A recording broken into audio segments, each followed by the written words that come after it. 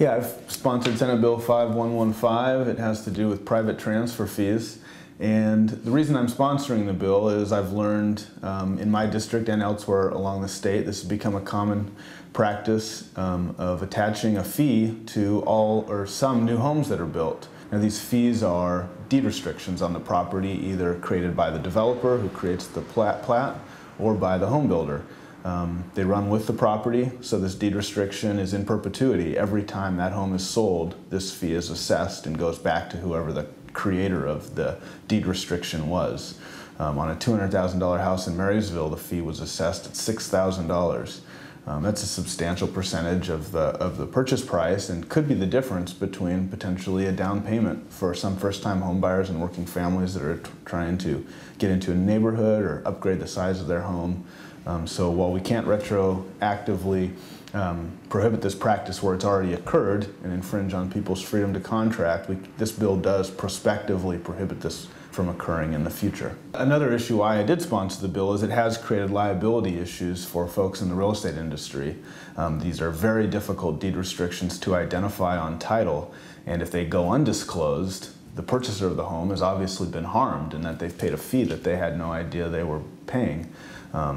So there has been issues where real estate agents have become liable for issues that they weren't aware of because of disclosure problems. And a third reason why I sponsored the bill is that federal lenders have started to not lend to home buyers looking to acquire homes with this deed restriction. In a time when our credit market is getting tighter and tighter and tighter, we need to be creating opportunities for people to borrow when they have the means necessary to acquire a home responsibly, and this bill goes to helping to assist that as well.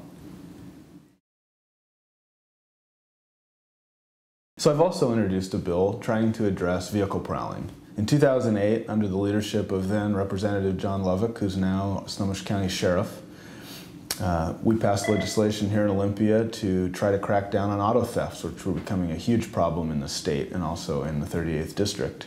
After that legislation passed, we saw a dramatic decrease, 60% drop in the number of auto thefts that occurred in Snohomish County and elsewhere throughout the state. The problem was that simultaneously we saw about a 40% increase in the number of vehicle prowls that occurred.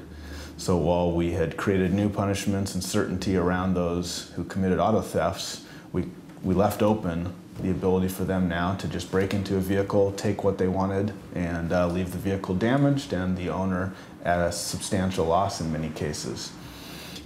If you look statistically, Washington State has always ranked low, well below the national average in violent crimes, but we've always floated slightly above the national average in property crimes. So while 2 years ago we did a great job of addressing auto theft, I think there was some work still to finish, so my hope is that this bill goes further to help the owners of automobiles be protected and we see a decrease in vehicle prowls. What this vehicle prowl bill will do is prospectively it will look at folks that are committing the crime. If a person has 2 convictions for vehicle prowl or a similar offense and they go out and commit a 3rd vehicle prowl, they will now be subject to a Class C felony. The original vehicle prowls are gross misdemeanors punishable by up to 365 days in jail and a $5,000 fine. With a Class C felony, you enter into our sentencing grid for state sentencing purposes, and a felony is just a much more serious offense to have on one's record and has proven on other crimes to be a substantial deterrent, as we saw with the auto theft legislation 2 years ago. I also hope that this vehicle prowl bill is taken in a context of a bigger picture. We've seen that in the last 20 years, our state has reduced its crime rate substantially, our incarceration rate has dropped, and that's resulted in real savings for the people of Washington State. On a biennial basis, we're saving over $600 million in costs that we were previously having to pay out to Department of Corrections to hold criminals in jail or prison.